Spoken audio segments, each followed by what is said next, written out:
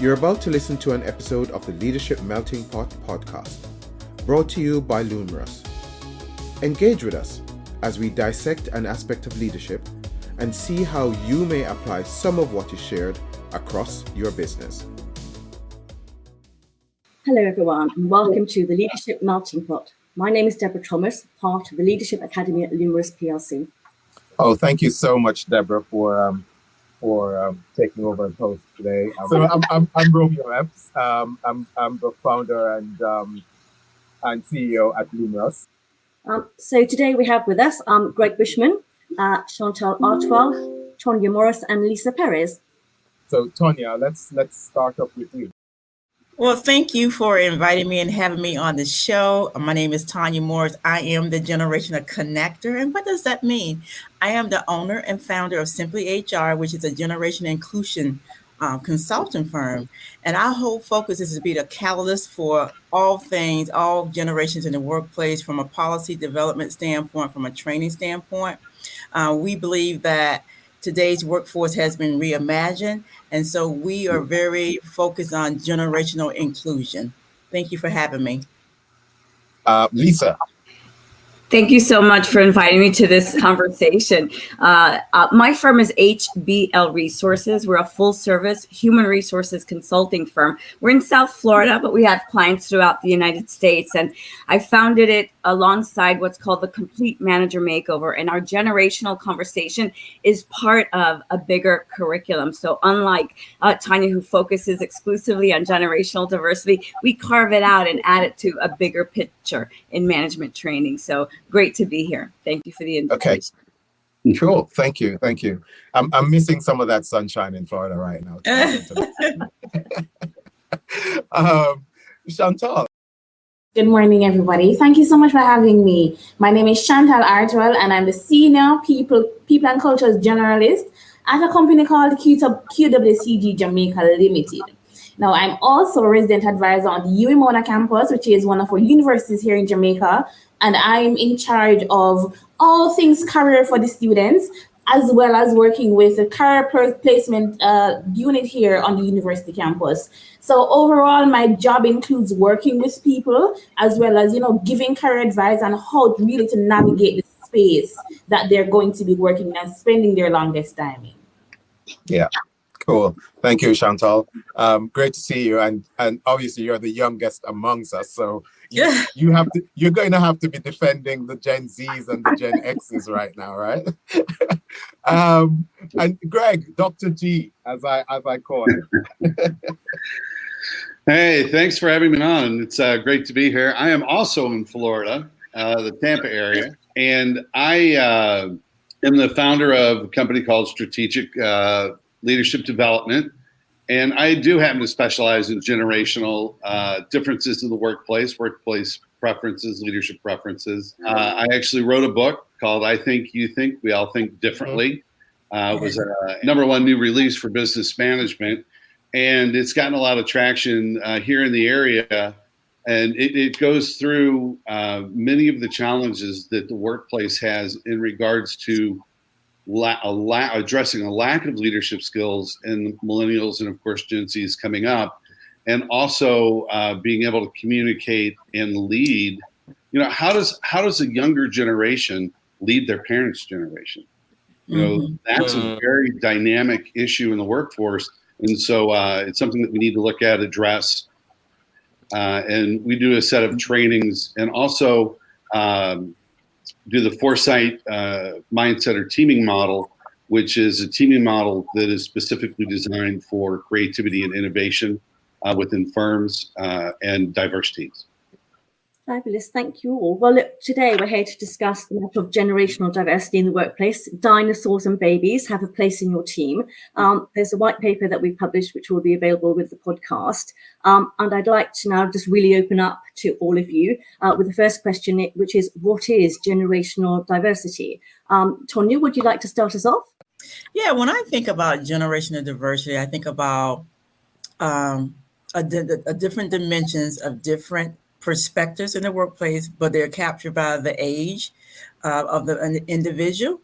in the workplace. I look at, I know we have 4 to 5 generations in the workplace and can have more, but I look like how they identify based on their age and perspectives and the things that they have experienced. While I think age is that biggest factor in a generation, I think those who may have made entry into the workforce outside of their own age generation might be, colored by that generation that they work alongside. Being a cusper myself, I identify with Boomer as well as Gen X because of that early entrance. So that can skew that just slightly. So I just think that's an important, Is that a new term, Lisa? Cusper? No, actually not. Cuspers are those individuals, as I mentioned, that do identify with more than one generation. That could show up in terms of someone like myself, who was a young parent that was in the workforce at an early age, rubbing elbows with the Boomer generation. So no, it's not a new term at all. Would I qualify for that? Like, I'm 50, but I feel 30. Is that... We'll make you a cusper, Romeo. We'll make you. Yeah, and I think it kind of goes. We were talking about baby boomers right through to Gen Z, and we'll be exploring this during this podcast. But it is about how all those generations get to be sort of co-creative, if you like, and how they understand each other's life experience, because everyone's coming from different position, aren't they? Absolutely. Right. I like to define it and really look at it as creating space for all generations in the workforce, no matter where they're from, but overall creating the space and ensuring that everybody's comfortable staying in this space. Yeah, that's definitely, because one of the big things, and I'm pretty sure we'll explore this further, is the whole notion of psychological safety of people from a different age group within the workforce, right? Yeah, no, I agree with everyone. Lisa, I'm also a cusper. So I'm a first year Gen Xer, so I completely understand what you're saying. And it's interesting because we're also, as millennials, move into a different life stage, married with children. We're actually seeing a difference between their desires and preferences as opposed to the younger millennials who identify a little bit more like Gen Z. And so there's a little, change in generational behavior and, preferences as we do age. But I think another factor has to do with it is how early of a technology adopter a person was. Yeah. I came from the software IT industry. I was an early adopter. I'm an original. I always say I'm an OG Donkey Konger. I was an original gamer, an OG gamer, right? And Pac-Man. Yes. How could you not play Pac-Man or Galaga? All the great original Atari games started with Pong, that early adoption of technology helps bridge a gap with the younger generations. But when it comes to many of the other preferences, ideals, sociability, language, that's all still a little bit of a mystery. I would say, Dr. Greg, would you say from your experience that there is a millennial divide? Like you said, the younger versus the older, and they see things a little bit different?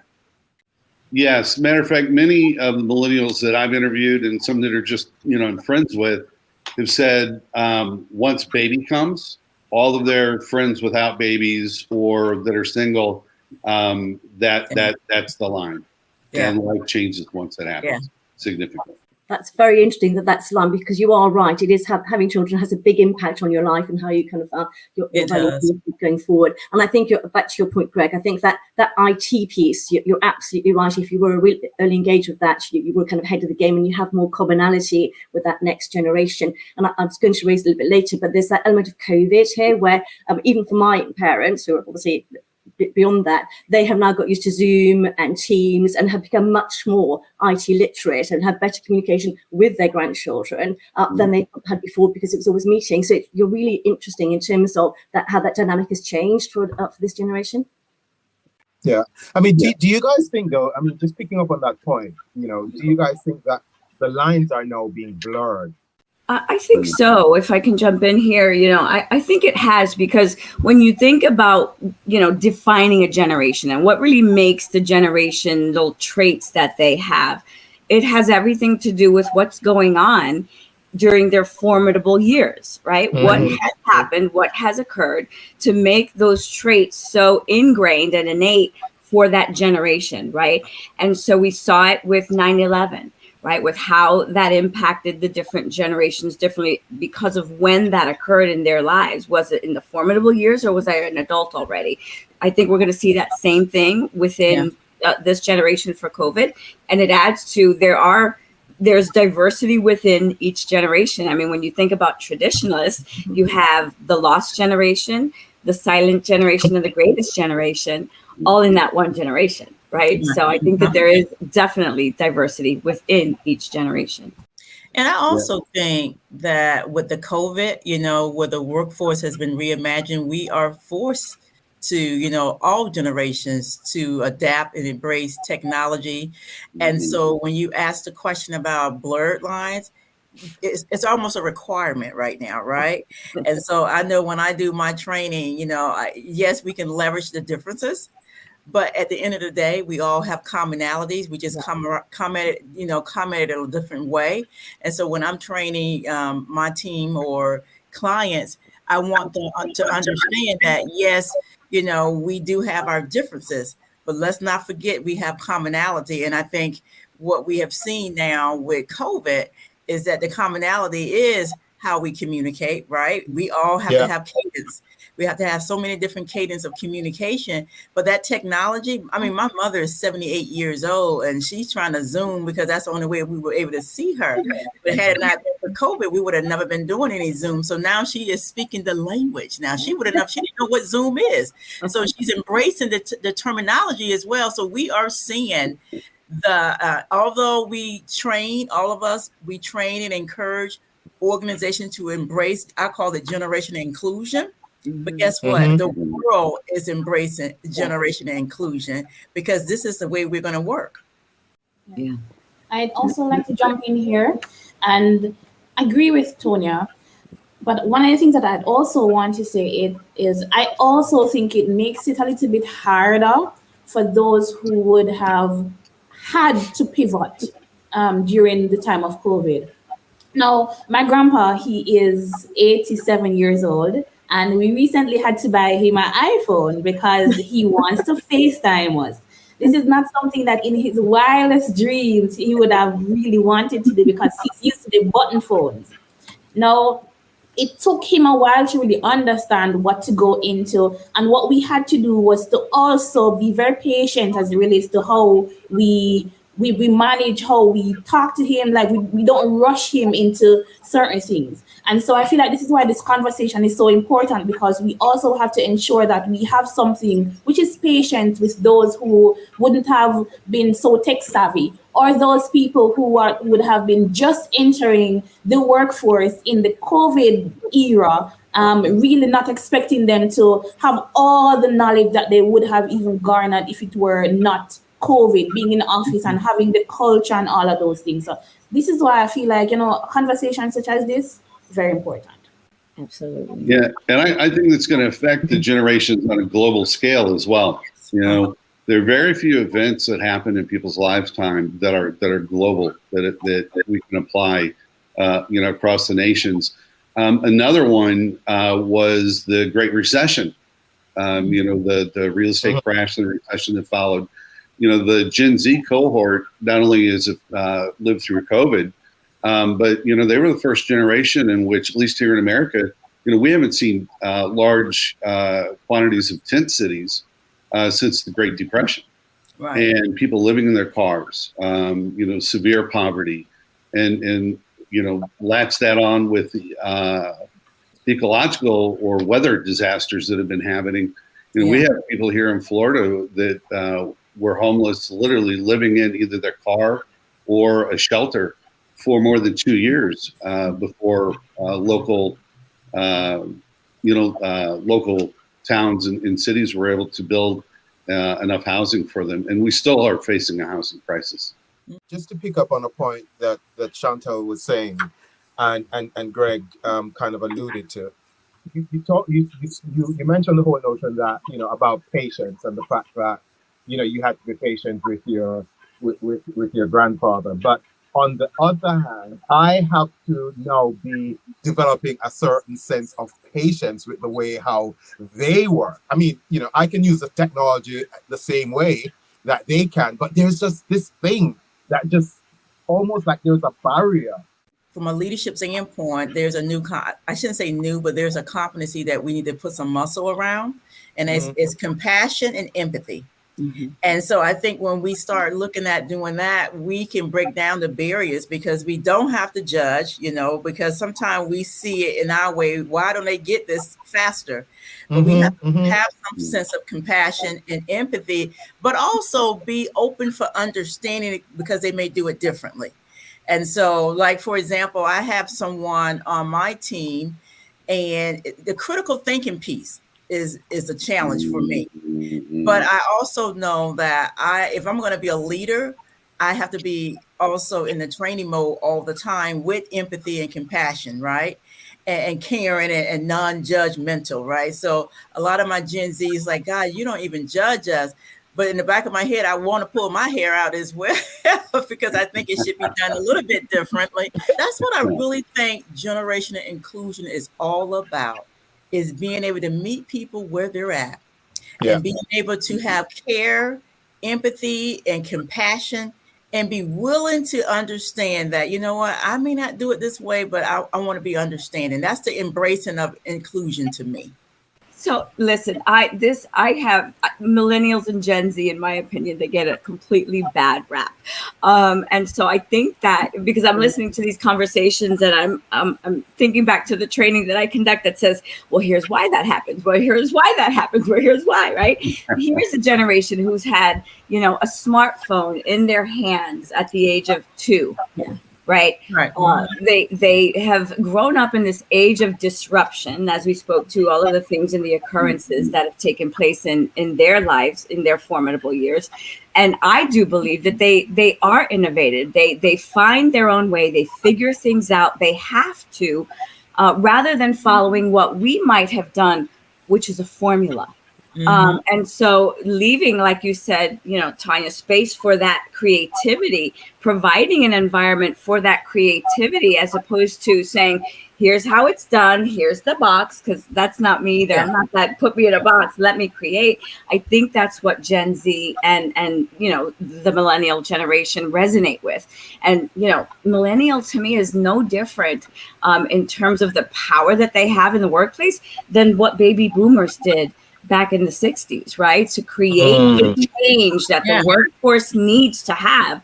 They were that large to do it, and so is the millennial. And we'll see that in innovative ways, creative ways, particularly as it relates to, you know, creating new ways through technology and you know, those kinds of things. So that's, I love me some millennials. And I do too. But, you know, I think that the bigger picture, we talked about generational diversity, right? Yeah. And so I'm going to speak because I'm a Gen X, right? And I say this all the time. We are the passed over and ticked off generation, because you don't hear anything about us. I wrote a paper, passed over and ticked off, because we have adopted technology in the workplace. Yes. We have leadership skills. Yeah. And so I mean, we invented the technology, for God's sake. Well, think about it. And then we have also really, if you think about it, this generation was a generation that really started talking about work-life balance, flexibility. Yeah. So that's what give today's workforce an experience. Because had we not talked about, hey, I want to be home with my kids and still do the work as well. So I believe when we talk about this bigger picture, we all can bring something to the table. Yeah. I love my millennials. I hire a lot of millennials, do a lot of work with millennials, but I just think that I use this term all the time. Can we all get along so we can all belong? Right. And that's the real deal right there, because we focus so much and put people in boxes. Yeah. I believe that we need to burn the box. How about that? Yeah. Sure. I mean, Shantal, as I'm assuming you're a Gen Z or I'm Gen Z. I'm Gen Z. Right. I mean, as a Gen Z, do you find Gen X and baby boomers just a bother in the workplace? Like, why are you bothering me again? Like, I've got this. I know what I'm doing. Because sometimes people on my team come across in that way. So firstly, let me just say that Tonia would have mentioned two things when she said we must meet them with compassion and empathy. One of the things that I think that we should also meet them with is grace. Yeah. Because just as how we'd want them to teach us something, the same way around. The thing that I lead with is not stereotyping, but meeting people in their oneness and understanding what their strengths are. Not stereotyping and say, "Oh, this person is a Gen Z. This is the kind of person that they're going to be." Because I find it hard to believe that me, a 25-year-old, is going to have the same mindset as somebody who was born in 2013. So it's meet me, find out what are my strengths, because I have people in my age group who know nothing about technology. They are traditionalists at heart, and this is how they operate. And so, and also going back to the question that you would have asked earlier, Romeo, about how do you really meet the millennials in your workplace? Really just understanding how they operate and why they do things they do, because every single person is going to be different in the workplace. And so, irregardless of who the person is or what their age is, meet them with grace and understand, why do you do it like this? How do you do it like this? And try as best as possible. The same way how you'd want them to have patience with you because you don't know something, the same way we should also, meet them in, asking them, do you need help with this? Trying as best as possible to bring them up or even to be on the same level in that aspect of the thing that you feel like they're annoying you about. Yes. You make me think about something that I share in my training. I'm also a DISC certified model of human behavior specialist, and we are so unique, each and every one of us, even, whether regardless of our generation, our age group, even in the same family, growing up with the same, family unit can be different, right? In many, many ways. And so we're layering all of these things, right? We talk about generational diversity. What diversity in and of itself has so many dimensions. You have my behavior style. You have the traits that come from my generational mix. You have the, society, the education, you name it. It all makes up who we are. But, I'm passionate about training, that managerial training. Before you even get to a leader, can we know how to deal with people? That people management part, that is so important. And I'm a big believer in, ensuring that managers, no matter the generation or, the age, that they have the conversations necessary in the workplace so that every employee walks out of their office with their dignity intact. One of the meaty questions here, which is, why is it important to have generational diverse workforce or team for successful business operations? And on the back of that, what happens when you don't have it embedded in the workplace? I think it's important for organizations, leaders to, hire us all to do this training, because awareness and putting that awareness and knowledge in action in the workplace is where it really all begins. It is incumbent on each of us to come to the table with that, conflict resolution strategy, if you will, when it shows up in the workplace, or heck, even in our communities, to say that and acknowledge that this might be a generational difference, and how do we navigate that win-win, right? How do we navigate not just, the compromise, but the true agreement of how we're going to do this differently. So I think it's incumbent on every party, but specifically for the workforce, the leaders of organizations, to know that this is happening in their organizations, whether they see it or not, and addressing it through knowledge training, and then influencing that training to really become the fabric and culture of their organizations. Not just let's do some training, to really believe it and make it part of the culture. Thank you, Lisa.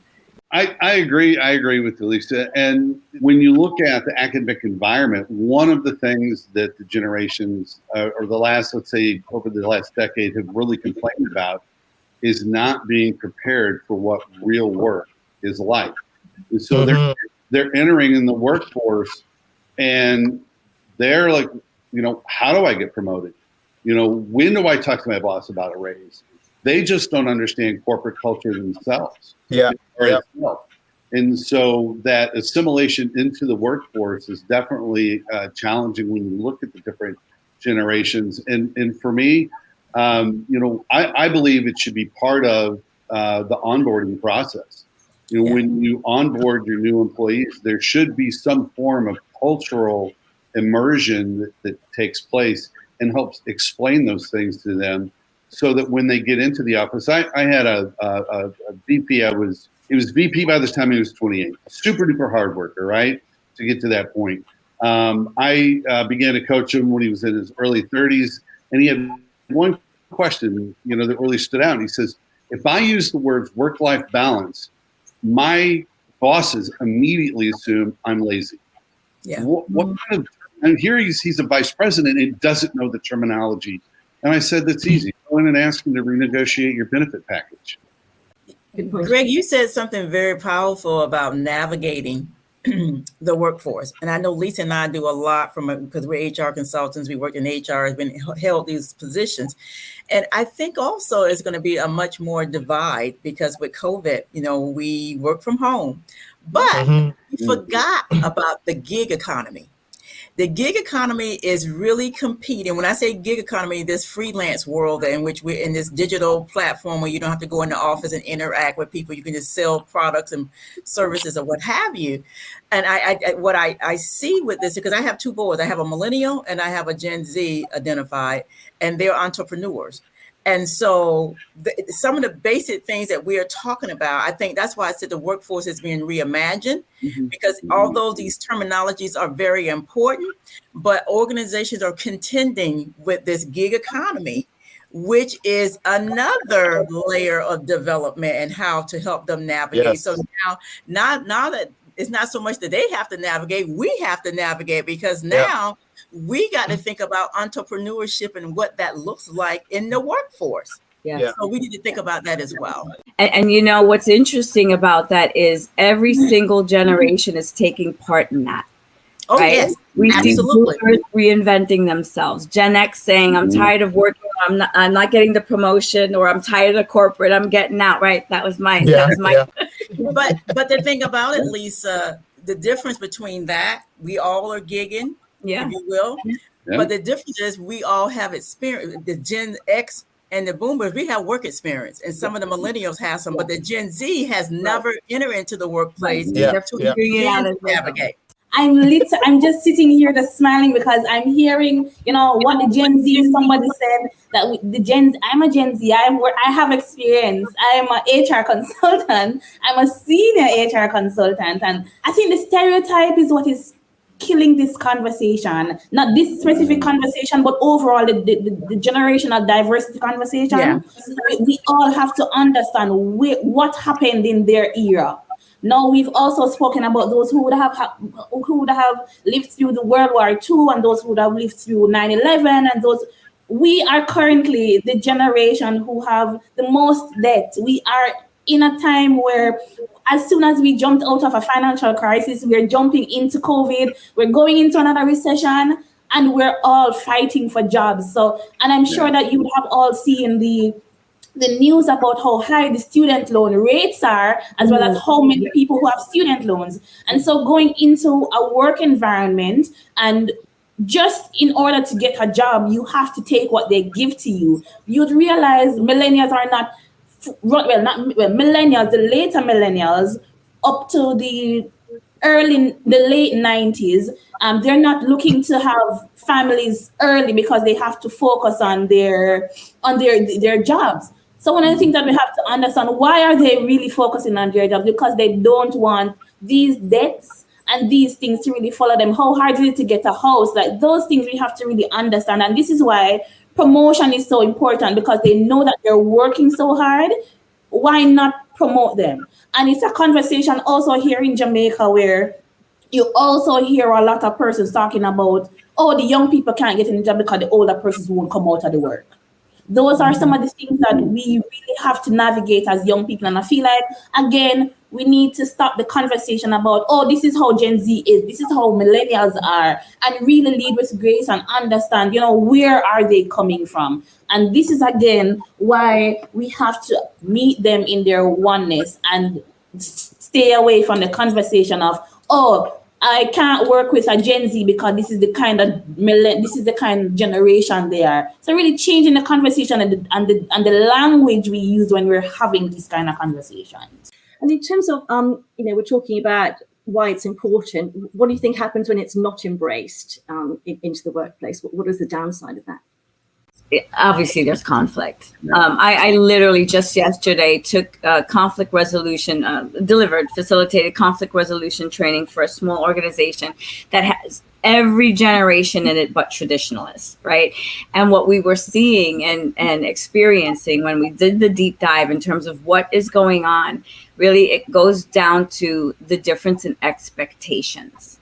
Right. Each generation has a different expectation about how you're going to communicate with me, what you're going to title me, how you're going to address me, how you're going to, am I going on a WhatsApp chat or am I going on an email? I mean, the expectations need to be clearly defined so that we have agreements in the workplace on how things will be done. Because an expectation is really all about what's happening in your mind. Unless you communicate that expectation to someone else, you don't have that agreement, right? So I think that we will see conflict if that doesn't move from expectation to agreeing how is work done in this workplace. And for that organization, everybody's on a first name basis, right? I would think what your question, Deb, is when you don't have diversity inclusion, I think that you start seeing chaos in the workplace. Right. Just like what Lisa said, conflict. And right now, I believe, I do this training on how to minimize chaos in the workplace, and it comes with the conflict. Right. But I will say to you, because all of us are coming into the workplace for different purposes and different reasons. And I think Shantal talked about that a little bit. But I also think that when you don't have this in here, you don't give an employee a sense of belonging and an experience, because right now employees want a work experience. It's great to have good expectations and eliminate conflict, but they want experiences. And so we have to navigate what that looks like. But more importantly, when I do focus groups, how do I belong here? Belonging is the key. Yeah, one of the things when we address conflict to try to handle those situations, because there are studies out there that show if you do diverse teams wrong, it actually reduces productivity and effectiveness. Oh, yeah. Yes. But that word conflict, and what we do is we work with controversy. And so conflict is a part of controversy, but when the people understand that controversy is a normal part of team dynamics. I mean, you have the stages of building a team and formation and storming and all that. You're going to have controversy. And that's simply when two people disagree about a situation, see it from two seemingly, different perspectives, but then have the attitude that, hey, we want to come together to figure out the solution, And so instead of being polarized, controversy comes up on teams. We don't have to stay in conflict. Right. If we look at it as controversy, that means we're coming to the table to make a joint decision and be amicable, about it. And one of the things that we have seen work, because we do a lot of work in this space. We call it organizational health. It's around culture, inclusion and belonging. All of that. Like you, Tonia, I stay away from the word diversity because I think it's too tick boxy. But one of the things that we found is that, and there are studies out there to prove that a more engaged workforce is a more productive workforce. And the study also shows that for Gen X and Gen Zs, Gen X, Gen Ys, and Gen Zs, engagement is really, really important for them. Oh, absolutely.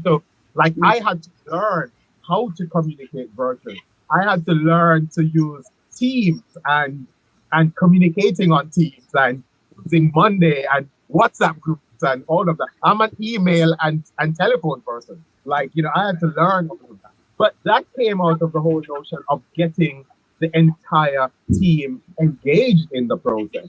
It's collaborative. It's collaborative. Yeah. So there's a saying in Jamaica here that says, new room sweep clean, but all room sweep know the corners. Know the corners, yes. Yes. So I think really from the question, what happens if it's a case that both of them, it's not there? That means that both is not there. That means that there won't be any clean sweeping and there's nobody who knows the corners. Two things. And so there will be a knowledge gap, and that can be detrimental to any industry. Mm-hmm. Yeah, definitely. And I think that's where, true inclusion takes place. I spoke at SURE many years ago, and I talked about the importance of ensuring that the knowledge that is getting ready to walk out the door is captured. Yeah. Use the knowledge of our traditionalists, if they're still around, the boomer generation, to infuse that conversation so that it can be captured. Because guess what? Gen Z is all about consuming, creating, and distributing meaningful content. Why not do that in the workplace? Through conversations where they can do that for your organization. Use that technology, use that talent within the organizations to say, create the content for my SOPs, for my processes, for my training and development. I mean, we're losing that important opportunity, I think, because we've got to capture that knowledge to ensure that gap doesn't continue. That's the $1 million question. We all have something to bring to the table, right?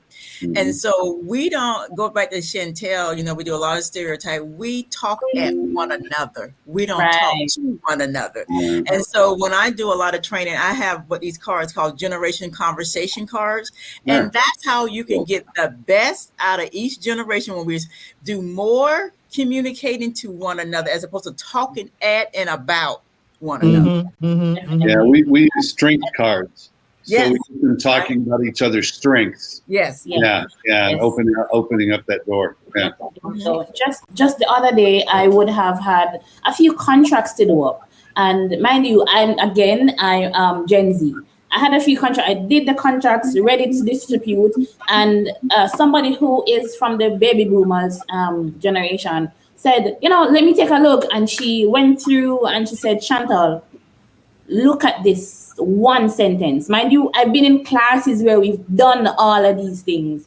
This sentence, if I had it in my contract, I would have been doomed. And I went back and I stopped and I was thinking to myself, that's why we need the blend, because I may know to an extent, because as much as I'd like to say I'm experienced to an extent, there are people who would have been there and done that before. And so having her experience and my experience to blend together, we made the perfect contract. And again, this is why, having grace, and even though I don't want to say, oh, she wants to control, because, there are people who say that the older generation, they want things done one way, and this is the way that it has to be done. And I think that's my word for today, grace. And I said, allow her to come in and look at my contract. And when she looked at it, we left the table being a safe company. Yeah. It's kind of having that reverse intergenerational mentoring, isn't it? Which was really valuable. You kind of answered several parts of my next question, which was, what are the best policies to implement and the best steps to take for companies to embrace diversity? And again, on a generational basis, you've partly answered that, but is there anything else you'd like to add? I kind of hate that word policies, right? It's like, to me, it's just so linear, right? I think that Lisa, you need to go back and listen to our podcast around diverse policies. I will, right? So controversial discussion. I think it's so important that we implement processes because they do not change. This is how we work. It's the fabric and culture of the organization to ensure it is inclusive, regardless of the diversity we're talking about. But processes with accountability. Absolutely. It's a whole loop, right? It's a whole circle. And so I think that whatever the implementation, that it really is lived and breathed in the fabric and culture of the organization. Because if it is not who you innately, truly want to be and strive to be as an organization, you won't have all of the pieces, to ensure that it takes place. But you got to start somewhere, and starting with at least some organizational training that makes people aware of this is super important. I do this training for generational diversity for Broward County, and every class at the end, it's like, everybody should take this. Everybody should take this, because it opens up our minds to see, not just who we are, right? Not putting people in a box, but like I said before, opening that box and taking a look inside to our uniqueness. Yeah, and it's got to come from all levels of the organization. When you're making that shift, it's got to be endorsed and embraced at the top. But I've seen organizations where they did that, and then they put together onboarding programs for people that were coming in, and then generally just kind of forgot about everyone that was in between or had been there, and it just didn't fail. You ended up with a company of two cultures, and Yes. we all know that just causes a greater divide. And so again, I agree. It's so important that you train everyone within the organization, not just a certain tier. New leadership has to be inclusive, and the competencies are going to have to be a little bit different. And like you said, Shantal, grace, also, empathy and care. We got to humanize the workplace. Yes. We can humanize the workplace. We could begin to bridge gaps in communication, work expectations, having that grace for one another. But I am finding that more and more organizations, this is where Greg and all of us come into place. We need leadership training on so many level.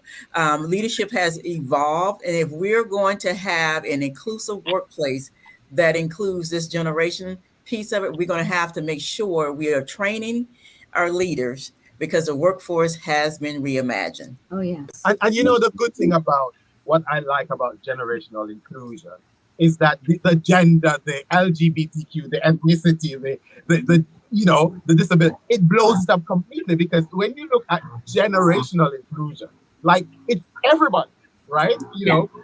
So if you can get that right, then you solve pretty much a lot of the issues around inclusion. It certainly is the bigger umbrella, right? It certainly is the bigger umbrella. And Tonia, much to your point, I'm all about that, transforming the human and human resources. In fact, it's a registered trademark, and we are committed to just that. I'm definitely going to connect with you on the generational training as well. So, Thanks. So important.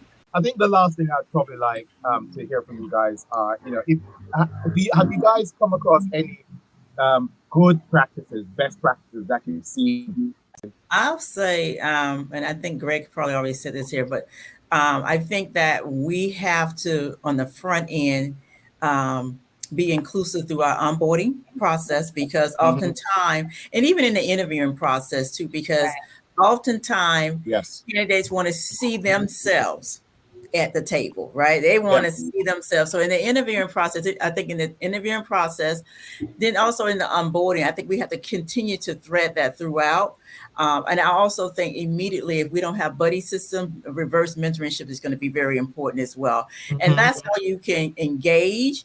That's how you can retain as well. And so I think, and just remember that the work relationship with employers and employees are different. Marry the two. What is it that they want? Yeah. Just to jump in there, like one of the clients we worked with, we set up this thing called NHS, which is new hire support. And it's pretty much like a buddy system. As they come in, they're paired up with someone that's much older and more experienced than them in the workplace to walk through. One of the things that is important to understand, is that leadership maturity in the leadership piece of this isn't dependent upon age. It actually, marries up with, that person, that individual's journey in their leadership skill set and abilities and mindsets. And of course, the Foresight model, has been rated #1 for diverse teams. But another thing is that we need to understand and let our folks know, our employees understand that group dynamics and group acceptance is very different between the generations. And when we educate them on how each generation views, acceptance into groups, then they're much more understanding of each other, and it clears up a lot of things that would have been conflicts, and creates a peaceful understanding. I think for me, from a best practice perspective, not only, what's already been said, but, I'm passionate about succession planning. And within that succession planning, we need to realize that the corporate ladder doesn't always go up. Right? That succession planning can be lateral as well, giving Gen Z, Gen Y, those opportunities that are still promotions into other opportunities, right? Not just into that next level of leadership. In addition to that, of course, and ensuring that that succession planning process has mentor protege processes as well, but that those mentor protege processes, much to your point, Dr. Greg, isn't age specific. I can be mentored by a Gen Z person. In fact, my daughter is going to show me how to, build an Etsy page, for my crafts when I'm not, HR diva. And so that mentor protege can go any which way. It's not about age, and that we utilize that in our workforces for a best practice, that succession planning piece and mentor protege at all levels of leadership. Yeah, brilliant. Shantal, you have the last word. So tell us how you want us to behave. Overall, I'd want to say really, having, first of all, piggybacking off what we just did, having practices in the workspace, not relying on our own selves, but also having best practices in the workplace to ensure that these things happen. Because when I leave, if I'm a person who is generation diversity stand, but as soon as I leave the company, is there a foundation for somebody who is coming in to say, okay, this is exactly what the company is about, and this is what we're going to continue doing. So this is why the culture is very important. And Tonia would have said, starting from the interview process, I believe it should start from even before the interview process. When you're looking through resumes, the selection, all of those, not looking at how many years experience the person has and say, okay, this person looks like the person is a little bit old and the person is a little bit young. We don't want this kind of person. So really using these things from way before and engraving it into your very being, because we also have to remember that biases are real. And no matter how much we talk about, oh, we are diverse, but our consciousness and our biasness really can overpower that at times. So really going forward and ensuring that in the different spaces that we are in, we set the foundation and we leave space to be diverse for everyday generations. Absolutely. Brilliant. Listen, guys, I want to be respectful of all your time. I'm pretty sure we could continue this conversation for a long time. But but you know what? There are some really good gems that were dropped, and I think, for our listeners, they'll learn a lot. We're also going to pull some stuff from this into the white paper to make it more robust, and we'll share that with you guys as well. So, Tonia, Lisa, Dr. G, Shantal, thank you guys so very much for this. We will definitely invite you guys back when we have our inclusion summit to have the conversation about this later on in the year as well, right? But I'm looking forward to catching up with each of you individually as well. So absolutely. All right, brilliant. Be in touch. Thank you. Be in touch. Take care, guys. Nice to meet you all. Thank you for joining us. You can also reach us and find out more about us via our website, lumrus.com.